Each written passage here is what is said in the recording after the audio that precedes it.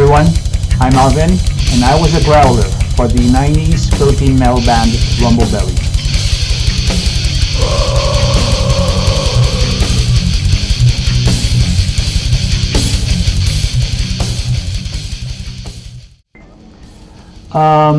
Right now, me and my family, we reside here in Canada.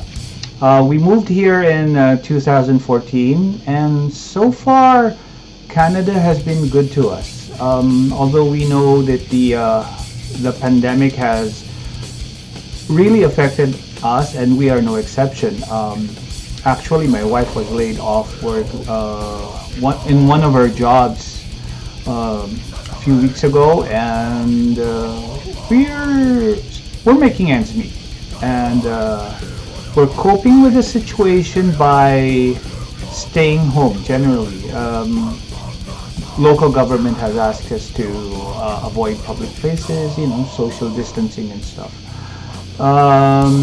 We try to limit our grocery runs, and as much as possible, if there's anything we need, we usually do it online, and but we practice physical distancing, and we wear masks, and it's the usual shit, but it's not fun. But yeah, we're okay, I guess. We're quite happy that a lot of people here respect the rule of law, and we respect that people need to cooperate so that this pandemic doesn't get out of hand.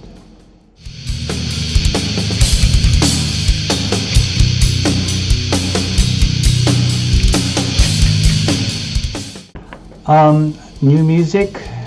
Well, to be very honest, I haven't been paying much attention to the music scene, I guess. So, I think I'm at the point in my life that I'm just listening to the music I'm comfortable with. The music of my generation, so to speak. Although sometimes something comes along and you give it a listen, and then you said, wow, galing ito. So, and then you just add it to your playlist. But basically, it's the same thing for me from when I was younger. Yeah. I guess the only thing that changed was my willingness to listen to other forms of music and genres. So now, when I need to relax, sometimes it means listening to classical music or acoustic songs rather than listening to Slayer or Deicide and Lamb of God. So siguro tumatanda na nga, But anyways, as for hobbies, the only new hobby that I've taken up ever since I moved here in Canada, and especially during this pandemic, would be indoor farming. I'm still, learning stages pa. Mas marami pa ring namamatay na halaman kaysa sa nabubuhay. But, anyways, but for the other hobbies that I have, reading books, playing computer games, and then I've also taken to yung collectibles, like toy collections and stuff, and then also stock investing and cryptocurrency mining and trading, like Bitcoin. But yeah, other than that, yeah, that's it.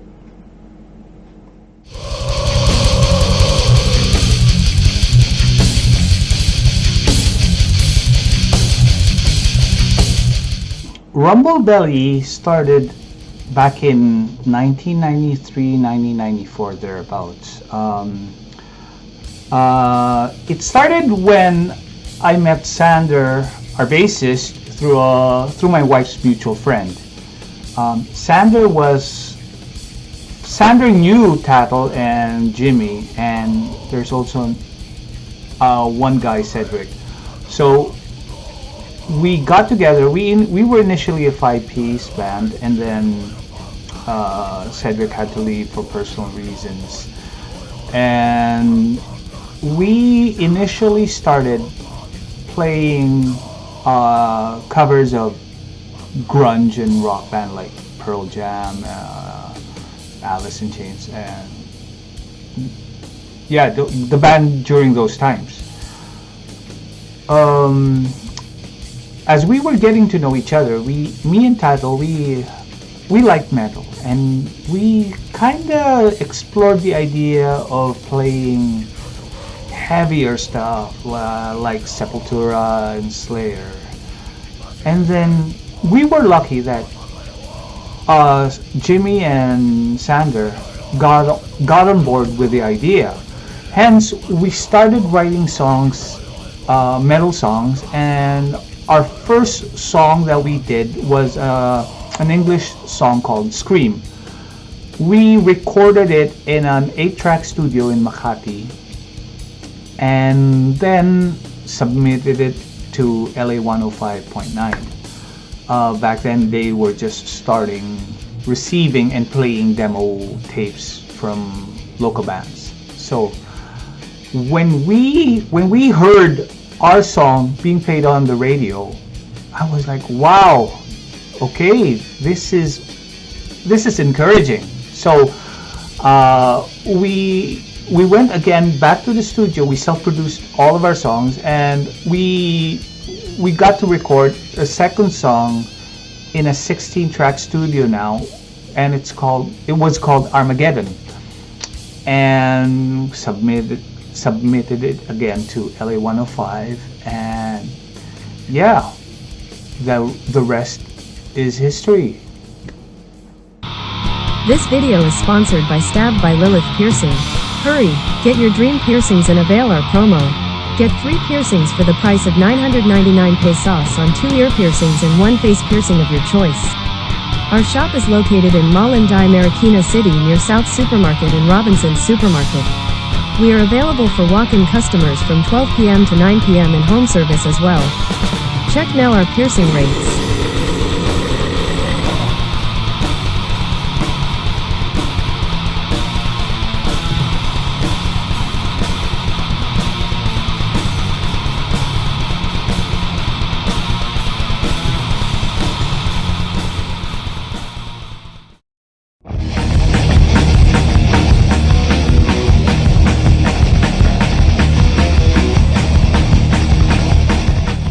The Metal Gathering gig was totally awesome. Thank you, Kay James, for that, and it was really nice to play with friends again. The lineup was, I would say, it featured the best among the local metal scene, and it was really nice to see old friends again, you know, because most of my friends I haven't seen in years. Sadly, Sander and Jimmy were not able to play with us anymore due to personal reasons. Don't get me wrong, we're all still good friends and we still keep in touch. They simply just cannot play with us anymore.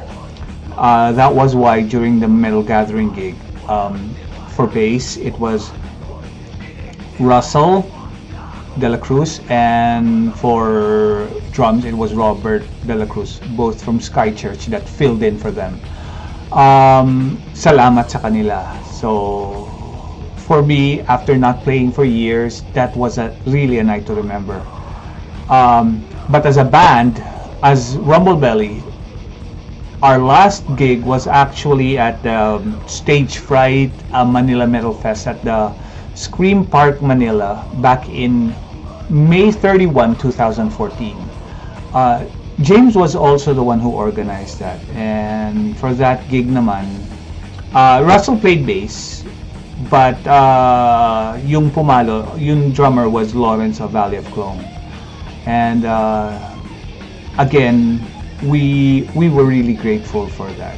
We just played like three songs for the gigs because alam mo naman sa atin, you know, some for lineups that are really like 20 bands in a night, you have to respect other bands na, you know, to keep it short para everyone has a chance to play.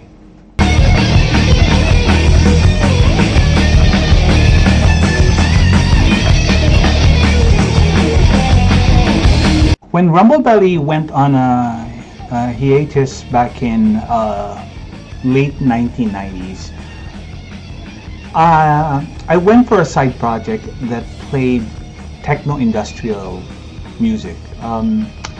The band was called First Degree, and our influences included Ministry, The Prodigy, basta yung metal, fusion siya ng metal and techno at that time.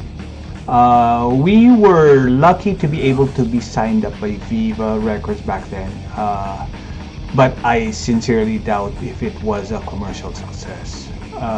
It was just, I guess that side project was a proof of concept that, you know, this type of music can exist.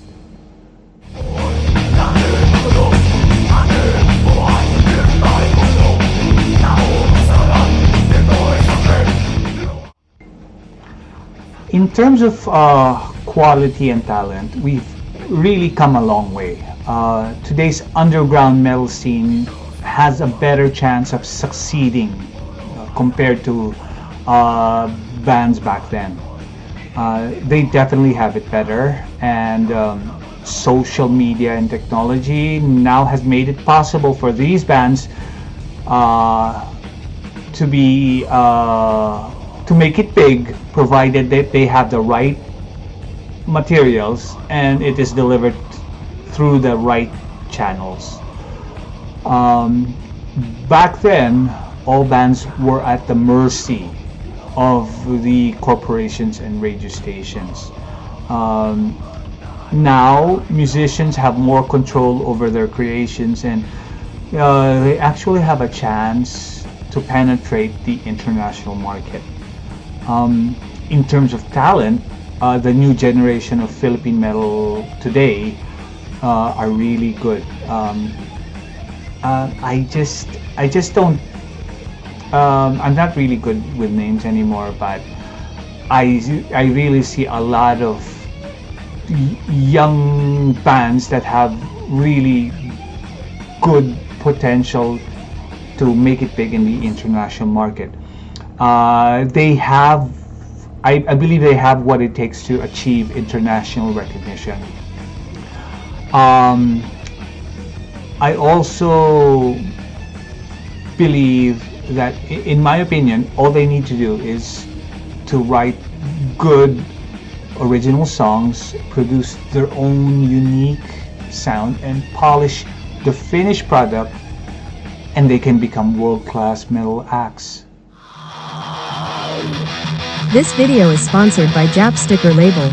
Contact their Facebook page or at 099583687744 for your sticker and other printing needs. Use the promo code to avail special discounts.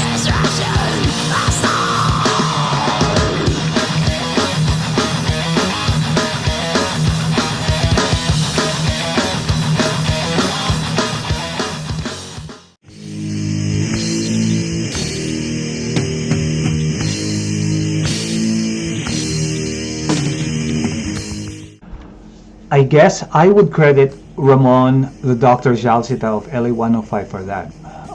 You see, in the mid 90s, it was a struggle for your original songs to be played over the radio. Thankfully, LA105.9 started accepting demo tapes from unsigned acts and, you know, playing them. In my opinion, that was LA105.9 was instrumental in jump-starting the scene back then. As I mentioned earlier, we submitted our first demo, which was called Scream, And it was played on the air after a few days, and then that encouraged us to record another song, which was Armageddon. And again, we submitted it, and it got played again. After a few weeks, Ramon reached out to us and offered us a spot in a compilation. At that time, I admit I knew nothing about the record industry, and I don't claim to be an expert in the workings of that industry, anyways. So, but Ramon took good care of us, and we recorded our first song, Tagalog song, under Tone Def labels, released through Ivory Records, and it was called Luhang Dugo. So our first recorded song was actually Luhang Dugo.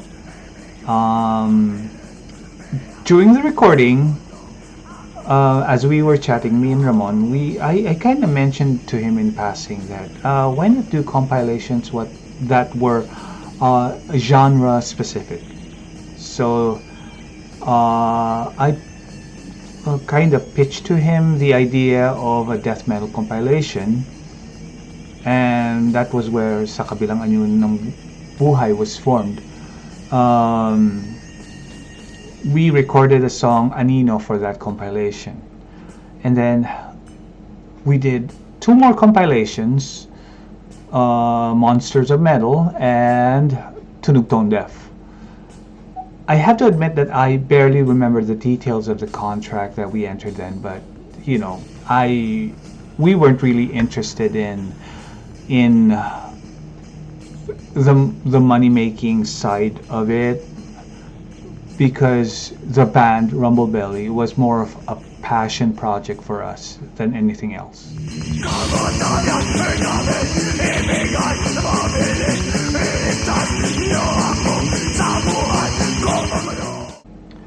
Yes, our rehearsals were always done at my house every Sundays, and for the songs that we did for the compilations, we recorded them in 2 studios.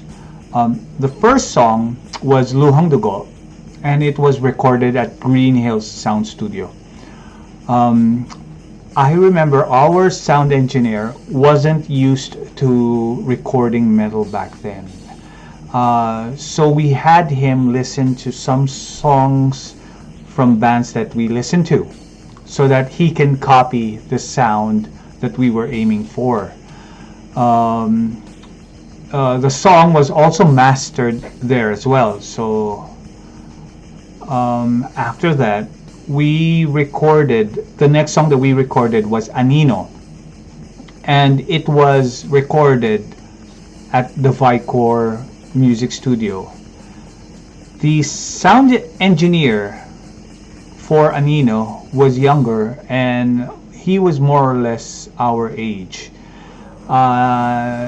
Hence, he knew how to make that sound that we were aiming for, and it was pretty much the sound that we definitely agreed moving forward. The song was also mastered there as well. The third song that we recorded was Pagdurusa, and we went back and recorded it at Green Hills Sound Studio, but the engineer from Vicor was the one that we got and did the mixing there. It turned out quite well, in my opinion, and the sound that we got for Pagdurusa was I don't know with the rest of the guys, but in my opinion, that was my favorite sound. Mastering was done at Vicor, and the last song that we did was Biktima, and it was both recorded and mastered at Vicor Music Studios.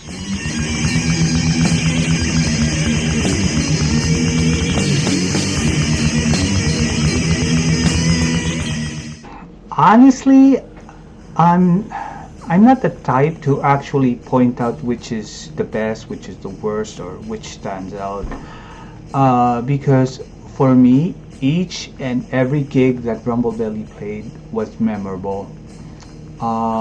Whether it was a packed gymnasium or a small venue, each and every one of that is memorable because it was a time where us as a band connected with the audience.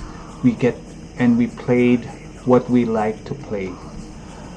I cannot compare one gig with another because each and every gig is unique. So, para sa akin, every Rumblebelly gig is memorable.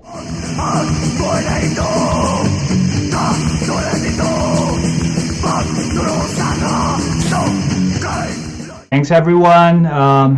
Thank you for your time. Thank you for the interviews. Thank you for listening. And stay safe. Peace.